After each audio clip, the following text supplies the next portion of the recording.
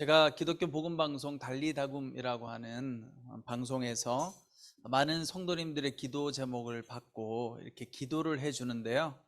기도 제목을 받다 보면 어떤 기도 제목이 많으냐? 건강에 대한 기도 제목이 참 많아요. 요즘은 제일 많은 기도 제목이 허리가 아프다는 거, 허리 협착증, 디스크 이런 것이 굉장히 많고, 그 다음으로 이제 암에 걸렸어요. 뭐 중환자실에 있어요. 이런 분들도 많은데요. 그것과 더불어서 꼬박꼬박 빠지지 않는 기도 제목이 하나 있어요. 근데 항상 이 기도 제목은 마지막에 이야기해요. 앞에는 허리가 아파요. 뭐 가족들이 믿잖아요. 그런데 마지막으로 하는 기도 제목이 뭐냐면, 우리 자녀들이 교회에 나오지 않아요. 우리 자녀들이 교회에서 상처받아서 믿음 생활하지 않아요 라고 하는 기도 제목이 굉장히 많습니다. 여러분, 제가 이 기도 제목을 듣다 보니까 이런 생각이 들었어요. 그 자녀분들이 젊은 분들이죠, 그렇죠? 30대 40대 혹은 20대 상처받아서 교회 나가지 않고 또 믿음 생활도 하지 못하는 그런 안타까운 현실에 있습니다. 근데 가만히 생각해 보면 그 상처 때문에, 그 상처는 또 뭐예요? 내 자존심을 무너뜨린 거죠, 그렇죠? 내 자존심을 무너뜨리고, 또 어떻게 보면 내 마음을 아프게 해서 난 더 이상 이제 교회 나가기 싫어, 교회도 싫고 교회에 있는 사람들도 싫고 그렇게 예수님 믿는 것도 싫어, 그래서 교회에 나오지 않게 되는 거죠. 근데 여러분, 우리가 이렇게 나 상처받았기 때문에 나 교회 나가지 않을 거야 이런 말을 하는 분들이 가끔씩 있습니다. 그런데 여기에는 어떤 우리의 착각이 있느냐? 여러분, 인간은 다 상처 줄 수밖에 없는 존재예요. 그러니까 우리가 상처를 안 받으려고 노력을 해야 돼요. 예전에 하용조 목사님께서 설교하실 때 하셨던 유명한 말씀이 있어요. 상처는 내가 안 받으면 되는 거라고. 받으니까 문제가 되잖아요. 저 사람이 상처 줘도 아우 나는 뭐 반사 이렇게 하고 반사 이렇게 하면 되는데, 내가 그 말을 탁 꽂아가지고 내가 막 혼자서 저 사람이 나보고 뭐라고 한 말 한마디에 그냥 혼자서 끙끙 앓고 며칠 동안 괴로워하고. 상처는 반사해야 되는데 우리가 상처 안 받으려면 어떻게 되느냐? 모든 사람들은 다 악하다, 모든 사람들은 다 죄인이다, 그러니까 사람을 바라보면 실망할 수밖에 없다라는 걸 우리가 인정할 필요가 있어요. 여러분, 여러분들이 상처받는 이유는 뭐예요? 기대를 하니까 상처를 받는 거예요. 어떻게 저런 말을 할 수 있어? 이 말은 뭐예요? 그런 말을 하면 안 되지, 이런 거죠. 어떻게 나한테 사랑을 주지 않지? 이 말은 뭐예요? 사람은 당연히 나한테 사랑을 줘야 되는데 어떻게 저 사람 나한테 따뜻하게 대해주지 않지? 모든 사람은 나한테 따뜻하게 대해줘야지. 다 이런 기대를 하기 때문에 우리가 상처를 받는 거예요. 그런데 정확하게 생각해 보면 여러분, 사람은요, 우리가 생각하는 것처럼 이렇게 사랑이 많고 따뜻하고 또 좋은 말만 할 수 있는 존재가 못 돼요. 여러분, 우리가 그렇잖아요. 벌써 우리 안에. 근데 우리가 이걸 잊어버리고 살 때가 많아요. 저 사람이 나쁜 게 아니라 인간은 다 죄인이지. 여러분, 성경에 보면 모든 사람이 죄를 범했다고 나오잖아요, 그렇죠? 모든 사람이 다 죄인이고 모든 사람이 다 악한 거예요. 그러니까 우리가 믿음 생활하면서 사람을 바라보면 상처받을 수밖에 없죠. 왜요? 교회에는 사람들이 많이 있잖아요. 교회 안 나가면 상처 안 받아요. 사람들이 있는 곳에 안 가면 상처 안 받을 수 있죠. 그런데 교회 나오면 상처받을 수밖에 없어요. 왜냐하면 죄인들의 모임이니까. 다 죄인들이, 다 상처 있는 사람들 모여서 상처 줄 수밖에 없는 거죠. 여러분, 그런데 우리가 이런 작은 상처 때문에 하나님께서 우리에게 예비 놓으신 이 구원의 값진 소식, 복음을 멀리하고 또 하나님께서 나에게 복을 주시려고 하는 이 복된 소식을 듣지 못하고 믿음 생활하는 걸 멈춘다는 게 얼마나 안타까운 일이에요. 도대체 그 상처가 뭐길래, 그 자존심이 뭐길래. 여러분, 조금만 바꿔서 한번 생각해 볼까요? 과연 상처받는다는 것이 나쁜 것일까? 상처란 것이 우리에게 꼭 없어야만 하는 것일까? 그렇지 않은 거죠. 영국 시인 W.H. 오든이 이런 말을 했다고 합니다. 상처가 되는 경험은 우연한 사고가 아니다. 자기 존재의 방향을 찾기 위해, 즉 삶을 진지하게 살기 위해 당신이 인내심을 갖고 기다려온 기회이다. 만약 그 사건이 일어나지 않았다면 당신은 그것과 비슷한 또 다른 경험을 찾아 나섰을 것이다. 이게 뭐냐 하면, 여러분, 우리가 상처 때문에 그 상처를 통해서 그걸 이겨나가려고 하는 과정 속에서 우리가 어떤 길로 가야 될지, 어떤 방향으로 가야 될지를 오히려 발견하게 된다는 거예요. 심리상담사를 꿈꾸는 한 여성이 있었습니다. 이 여성이 아주 부유한 가정에서 자라서 이제 대학을 가고 또 좋은 사람을 만나서 결혼을 해서 행복한 가정을 이루었습니다. 그런데 이 여성 마음속에 나는 꼭 나중에 마음이 아픈 사람들을 치유하는 심리상담사가 되어야지, 이런 꿈을 가지고 있었어요. 그래서 이 여인이 이제 드디어 결혼 생활을 하다가 이제는 내가 대학원에 진학해서 공부를 해야 되겠다라는 마음을 먹고 이제 심리상담 대학원에 진학을 했습니다. 그런데 얼마 있지 않아 이 여인의 삶에 불행한 일이 하나씩 찾아오기 시작합니다. 첫 번째는 이 여인이 사랑하는 아들이 갑자기 병을 얻고 나서 이제 죽게 됩니다. 사랑하는 아들을 떠나보낸 슬픔도 얼마 되지 않았는데 남편이 갑자기 외도를 합니다. 그리고 남편이 또 이 여인을 버리고 떠나갑니다. 한 10개월 정도가 지났는데 이 여인이 사랑했던 아버지가 또 하나님 품으로 또 돌아갔습니다. 여러분, 그러다 보니까 이 여인은 이제 의지했던 모든 사람들이 사라진 거예요.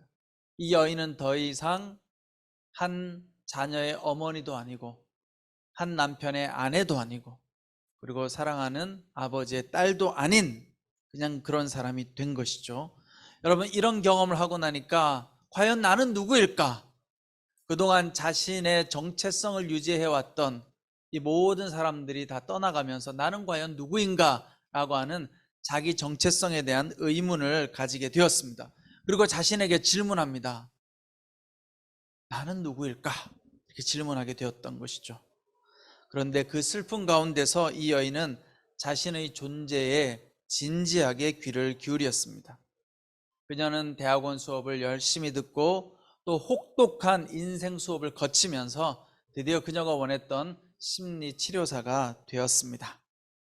나도 아프지만 당신은 괜찮아요 라고 융히 말한 상처 입은 치유자가 된 것입니다. 여러분, 상처가 참 우리를 아프게 하지만 이 상처 때문에 이 여인은 진정한 심리 상담사가 될 수 있었던 거예요. 여러분, 상담자가 되었는데 내 안에 상처가 없다면, 그 아픈 마음을 돌보는 경험이 없다면 어떻게 다른 사람을 돌볼 수가 있겠어요? 그렇죠? 그러니까 이 여인의 삶에 닥친 상처는 물론 힘들고 고통스러운 일이지만 그것을 통해서 이 여인은 이제 분명한 자기 정체성, 아픈 사람들을 치유할 수 있는 상처 입은 치유자가 된 것이죠. 여러분, 오늘 등장하는 이 한 여인은 두로와 시돈 지역에 살고 있는 이방 여인이었습니다. 이 여인은 자신의 딸이 질병에 걸려 있었죠. 그래서 자신의 딸의 병을 고치기 위해 예수님을 찾아옵니다. 그리고 예수님을 향하여 이렇게 부르지요. 주 다윗의 자손이여, 주 다윗의 자손이여. 이 말은 뭐냐면요, 예수님, 당신은 메시아입니다. 당신은 우리 딸의 병을 고칠 수 있습니다. 이런 믿음을 가진 거예요. 여러분, 이방 여인인데 저 예수께만 가면 내 딸을 고칠 수 있어 라고 하는 이 분명한 믿음의 고백을 가지고 예수님을 찾아옵니다.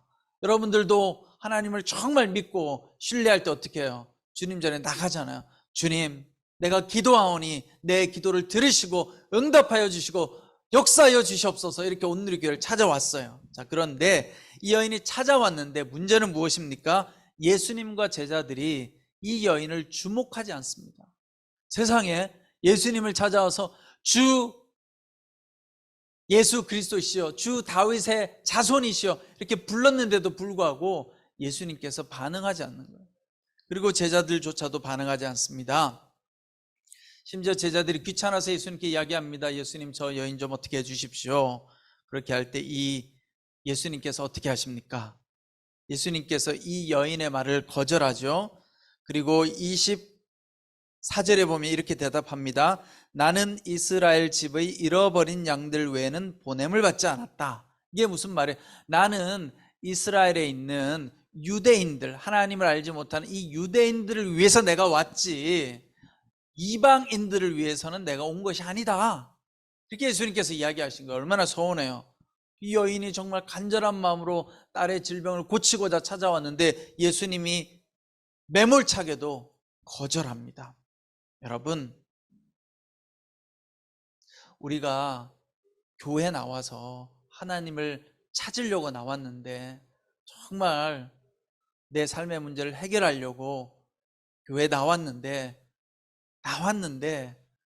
다니다 보면 여러분, 우리가 상처받을 때가 얼마나 많아요. 다 사랑을 줄 줄 알았는데 그렇지 않을 때가 얼마나 많습니까? 그런데 그때 중요한 건 여러분, 그것으로 인해서 우리의 믿음 생활을 포기하면 안 된다는 거예요. 그게 본질이 아니잖아요.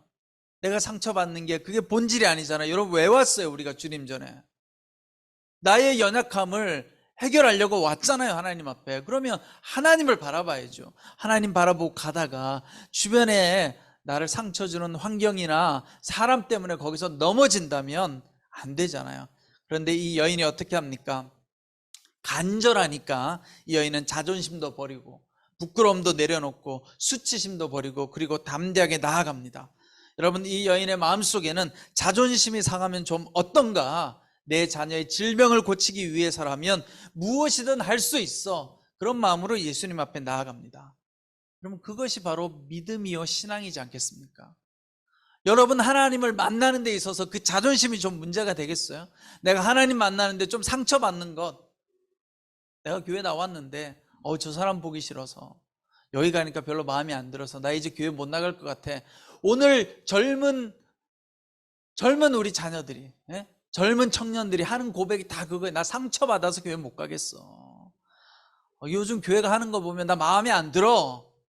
그런데 여러분, 그것 때문에 하나님을 붙들지 못한다는 것이 얼마나 슬픈 일이에요. 아니, 내 인생 가운데 하나님께서 놀라운 복을 예비하고 계시고 하나님께서 구원의 길을 예비하고 계신데, 하나님이 아닌 사람들 때문에, 나를 상처 주는 사람들, 때로는 바람직하지 못한 공동체 때문에 상처받아서 하나님 앞에 나가지 못한다면 그거 얼마나 안타까운 일이에요. 여러분, 본질적이지 않은 것 때문에 우리의 인생에 하나님께서 주시고자 하는 복을 지금 걷어차고 있다면 여러분, 너무 큰 손해잖아요.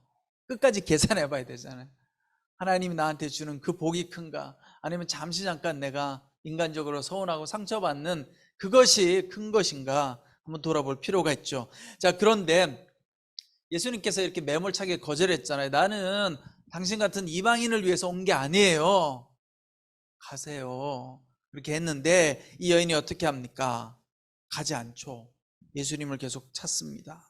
25절에 보니까 그 여인이 예수 앞에 나와 무릎을 꿇고 말했습니다. 주여, 나를 도와주십시오. 여러분, 이게 믿음인 거예요. 하나님 앞에 몇 번 기도했는데 내가 거절당한 것 같아. 하나님 내 기도를 안 들으시는 것 같아. 그러니까 나 상처받았어요 하나님 하고 떠나갈 것이 아니라 하나님 앞에 무릎 꿇어야죠. 무릎. 하나님 앞에 무릎 꿇어 보셨어요? 내 자존심 다 내려놓고. 우리는 툭하면 이야기하잖아요. 상처받았어요. 가만히 안 있을 거예요. 근데 그런 이야기만 들려요. 좋은 이야기는 별로 안 들리고, 목사님 설교가 좋아, 이런 이야기를 안 들리고. 네, 제가 오버해서 이야기한 거 꼭 그런 이야기 듣지는 않았어요. 하여튼 우리 그런 이야기는 많잖아요. 교회에서 맨날 뭐가 불만이에요, 뭐가 상처받았어요. 그런데 아니, 하나님 앞에 나아가는데 내가 그 하나님을 지금 만나는데 그게 좀 대수예요. 그거 이렇게 치우고 가야죠. 그런데 여러분, 예수님 앞에 이렇게 무릎을 꿇었어요. 이제 자존심을 내려놓고 주님 앞에 무릎을 꿇었는데, 이제 여러분들도 그렇잖아요. 이제 내가 하나님 앞에 기도해서 뭔가를 응답을 받아야 돼. 그래서 내가 진짜 좀 서운하고 속상하지만 자존심 내려놓고 하나님 앞에 계속 나갑니다. 그런데 예수님께서 어떻게 반응하셨냐? 이거 놀라워요, 예수님의 반응이. 26절, 예수께서 대답하셨습니다. 자녀들의 빵을 가져다 개들에게 던져주는 것은 옳지 않다. 이건 심한 욕이죠. 모욕이에요, 모욕. 여러분, 이게 무슨 말이에요? 자녀들의 빵을 가져다가, 이건 뭐예요? 내가 유대인들에게 주려고 하는 그 빵을 개들에게 던져주는 것은 옳지 않다. 이 개는 뭐냐? 이방인인 거예요. 그러니까 지금 이 여인 보고 너는 개다 이렇게 말하는 거예요. 개. 이 개들아 이렇게 욕이죠, 그렇죠? 우리 개들아라고 하지 않고 개 그다음 뭐가 이렇게 붙잖아요. 이런 욕을 하신 거예요, 예수님이. 너는 그냥 개야. 개한테는 어떻게 빵을 줘? 내 자녀들한테만 빵을 줄 건데 지금 뭘 나한테 달라고 해? 얼마나 수치스럽고 모욕적인 이야기예요. 그런데 이렇게 이야기했는데도 불구하고 이 여인이 어떻게 해요? 이 여인이 상처받지 않아요. 속으로 상처받았겠지. 근데 나 상처받았어요. 어떻게 예수님 그럴 수가 있어요? 나 이제 그만 갈래요. 이렇게 하지 않았다는 거예요. 여러분, 예수님께서 이 순간 이 여인을 사실은 시험한 거예요. 시험한 거. 일부러 시험해 본 거예요. 그러면 우리가 이 말씀을 통해서 뭘 배울 수 있겠어요? 우리가 믿음 생활하는 과정 가운데서 때로는 하나님의 시험 중에는 우리가 이성적으로 이해하고 합리적이고 받아들일 만한 시험만 있는 것이 아니라 때로는 상처받을 수도 있고 때로는 자존심이 상할 수도 있고 때로는 매우 수치스럽고 모욕적일 수도 있는 일이 일어날 수 있는 거예요. 물론 하나님이 여러분들한테 그렇게 만드는 건 아니지만 우리가 믿음 생활하는 과정 가운데는 우리가 예상하지 못한 이런 일들도 일어날 수 있는 거예요. 여러분, 교회도 그런 일이 일어날 수 있는 거예요. 교회가 왜 꼭 그런 일이 안 일어나야 돼요? 교회는 가면 다 나이스하고 건강하고 훌륭해요? 내가 안 그런데 뭐가 훌륭해요, 여러분? 우리가 다 안 그렇잖아요.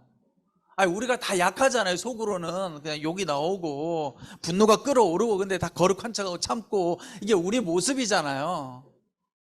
그게 나쁜 게 아니에요. 원래 그냥 그런 거예요. 인간은 여러분. 우리가 솔직해져야 돼요. 그게 문제가 있는 게 아니고 다 그런 거예요. 여러분도 그렇고 저도 그렇고 다 그런 모습이 있는 거예요. 그런데 우리가 하나님 사랑 때문에 참는 거죠. 그렇죠? 하나님 용서하라고 했으니까 용서하는 거고 그렇지만 교회 공동체일지라도 이런 일이 있을 수 있는 거예요. 때로는 모욕감을 느낄 수도 있고 살다 보면 어떻게 교회가 그럴 수 있어가 아니라 그럴 수 있는 거예요. 어떻게 세상이 그럴 수 있어 이렇게 하니까 우리가 상처받죠. 어떻게 정치인들이 다 저래. 원래 그런 거예요, 여러분. 다 사기꾼들이고 거짓말 장애들이에요. 너무 상처받지 마세요. 국가를 보고 나라를 보고 큰일 났어. 그러다가 또 다 잘 살아요, 여러분. 대한민국이 계속 발전하잖아요. 우린 기도해야 돼요. 예? 그러니까 그런 거 보고 절망하고 좌절하고 여러분 한탄할 것이 아니라 그래도 축복하면서 기도해야 되는 거죠. 대한민국을 위해서 기도하고 또 우리 교회 공동체, 예? 오늘의 교회는 건강하지만 대한민국 교회를 보면 우리가 욕을 많이 먹잖아요. 세상으로부터. 같이 욕하면 안 되는 거예요. 우리 몸이잖아요. 기도해야죠. 그러니까 여러분 교회가 어떻게 그래가 아니라 그렇지 하나님 교회는 그럴 수밖에 없어요.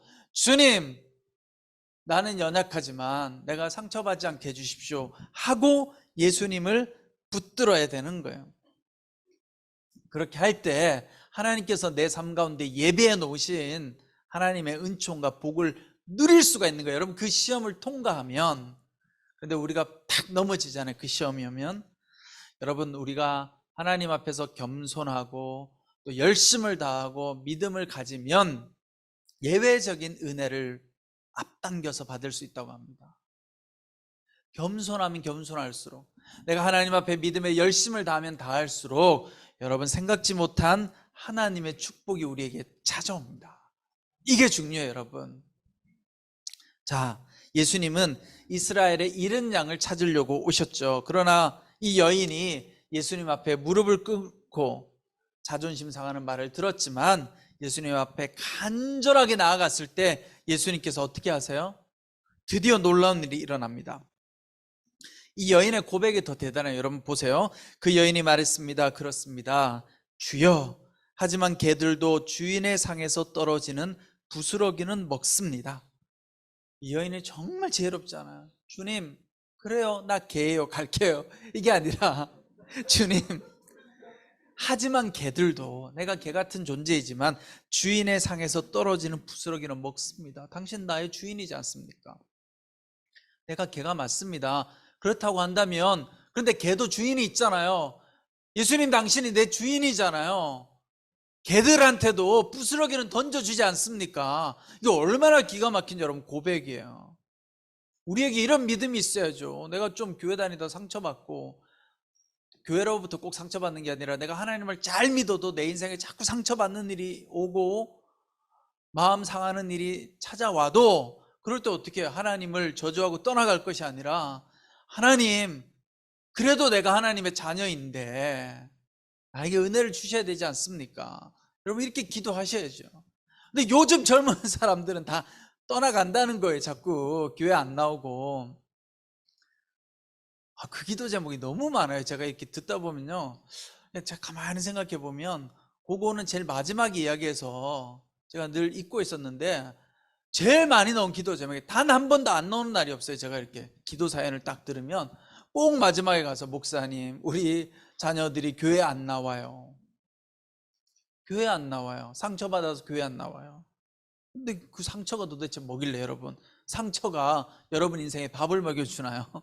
참아야죠. 참고 하나님 앞에 나가야죠. 그러면 하나님께서 그 상처도 덮어주신다라는 사실입니다. 여러분, 오늘 이 여인의 위대한 믿음을 우리는 본받아야 돼요. 딸의 질병을 고치기 위해서. 여러분들도 다 치유받고 싶잖아요. 네? 우리가 여러 가지 마음의 병으로 고통당하다 보면 상처받을 때가 많잖아요. 여러분, 상처가 잘 오죠. 그렇죠? 그럴 때마다 잊지 마세요. 여러분들 안에 상처가 올 때마다, 그래, 저 사람들 다 죄인들이야. 내가 저 죄인의 말에 무너지면 안 되지. 하나님은 날 상처 주시지 않으셔. 예수님은 날 사랑하셔. 예수님은 내 모습 그대로를 기뻐하셔. 이렇게 여러분들이 외치셔야 돼요. 안 그러면 무너져요. 여러분만 그런 게 아니라 저도 똑같은 존재예요. 그런데 그럴 때마다 생각하는 거죠. 저 사람이 중요하지 않아. 내가 저 사람 말에 무너지면 안 되지. 내 인생을 인도하는 분은 저 사람이 아니라 하나님이야. 그러면 다시 용기가 생겨요. 그렇지, 내가 저 사람이 내 인생을 끌어가는 게 아닌데 왜 내가 저 사람 때문에 힘들어하지? 예수님께서 내 삶의 주인인데. 이렇게 여러분 생각하시면 다시 용기가 생기고 믿음이 생깁니다. 믿음이 참 중요한 이야기를 제가 하나 할게요. 크리스토 라이언이라고 하는 뛰어난 건축가가 있었다고 해요. 이 사람이 캐나다에 있는 온타리오 주에 윈저시에 청사를 지었다고 합니다. 이 사람이 뛰어난 건축가여가지고 이제 시청을 이렇게 지으면서, 보통 이제 시청에 이제 천장이 이렇게 동그란 천장이 있었나 봐요. 그럼 보통 이런 건물이 있으면 건물을 받치는 기둥이 있잖아요. 그렇죠? 우리도 본당에 가면 이렇게 기둥이 있잖아요. 그렇죠? 위에 천장을 받쳐야 되니까. 그런데 이제 이 사람은 워낙 뛰어난 건축 기술을 가지고 자신감이 있다 보니까 둥근 천장을 받치는데 기둥을 딱 하나만 세운 거예요. 그런데 이제 1년 정도 지나서 공사가 이제 마무리되어져 가는데 감독자가 나온 거죠, 시청에서. 그래서 관리 감독하는 사람이 나와 보니까 이게 불안한 거예요. 이게 큰 천장이 있는데 기둥이 중간에 딱 하나밖에 없는 거예요, 원형 기둥이. 그래서 이야기합니다. 이 원형 기둥 하나만 있으면 건물이 위험할 것 같습니다. 기둥을 더 세우세요. 그러니까 이 크리스토 라이언이 화가 나는 거죠. 내가 이 분야의 제일 전문가인데, 내 기술은 뛰어난데 왜 나를 신뢰하지 못합니까? 이 기둥 하나만 있어도 충분히 괜찮습니다. 그런데 이 감독관이 그 말을 들어주지 않습니다. 당신 내가 시키는 대로 하지 않으면 당신 법적으로 어려움 당할 수도 있어요. 그러니 내가 명령하는 대로 기둥을 더 보강하세요. 그래서 이제 이 라이언이 어쩔 수 없이 기둥을 4개를 더 세웠다고 합니다. 그리고 이제 시간이 지났어요. 300년이 흘렀다고 합니다. 300년이 흘러서 이 어느 날 그 보수공사를 하게 되는데, 천장에 보수공사를 하기 위해서 작업자들이 보수공사를 하다 보니까 놀라운 사실을 하나 발견했어요. 그게 뭐냐면요, 여러분, 중간에 원래 기둥 하나 세워놨잖아요. 그리고 4개의 기둥을 더 세웠잖아요. 근데 보수공사를 하려고 천정에서 보니까 4개의 기둥이 천정벽하고 몇 미리가 떨어져 있는 거예요. 이게 무슨 말이냐면요, 천정을 지탱하지 않는 거예요. 그냥 속임수로 세워놓은 거예요. 하도 반대를 하니까. 그리고 300년이 지난 거예요. 그러니까 진짜 기둥 하나로 지탱하고 있었던 거죠. 그래서 이 천정 기둥에 보면 이런 글을 써놨다고 합니다. 이 라이언이, 진리와 자신감은 단지 하나의 기둥만을 필요로 한다. 이거를 믿음에 한번 넣어보세요. 여러분 진리를 향한 믿음을 가지고 있으면 그 믿음이 역사하는 거예요. 그리고 또 이렇게 썼다고 합니다. 라이언이 100년 뒤 혹은 그보다 더 오랜 뒤에 여러분이 이 기둥을 마주하게 되면 분명 말문이 막히고 입이 딱 벌어지게 될 것입니다. 제가 후세에 말하고 싶은 것은 단 한 가지입니다. 지금 여러분이 본 것은 어떤 기적이 아니라 자신감을 갖고 끝까지 견뎌낸 저의 의지라는 것입니다. 여러분들이 믿음을 가지고 끝까지 견디면 하나님의 놀라운 은혜가 임하게 되는 거예요. 근데 우리는 너무나 많은 경우 살아가다가 어떻게 해요? 포기하잖아요. 상처받은 것 때문에 내 자존심이 상해서 가다가 멈출 때가 여러분 얼마나 많습니까? 근데 모든 사람은 다 상처받는다는 거. 여러분뿐만 아니라 저도 상처받고 살아가요. 근데 우리가 거기서 무너지면 안 되는 거예요. 우리는 목표가 뭐예요? 끝까지 예수님 붙잡아야죠. 예수님께서 여러분들을 향한 놀라운 계획을 가지고 있는데 여러분들 인생에 선물을 주시려고 기다리고 계신데 여러분들이 가다가 그 상처 때문에 넘어져서 끝까지 가지 못하면 그것이 얼마나 여러분 안타깝겠습니까? 여러분 예수님은 이 이방 여인의 믿음을 보셨어요. 끝까지 포기하지 않는 그 믿음을 보시고 예수님께서 그 딸의 병을 고쳐주시죠. 자, 여기에 중요한 포인트가 있어요. 하나님은 우리의 기도에 반응하시는 분이세요. 우리가 보통 잘못 알고 있는 게 뭐냐면요, 자꾸 하나님을 결정론적으로 알고 있어요. 이제 모든 게 게임이 다 끝났어, 하나님 뜻 가운데 이루어지겠지, 우리가 이런 표현을 쓰잖아요. 어차피 하나님 뜻대로 될 거야.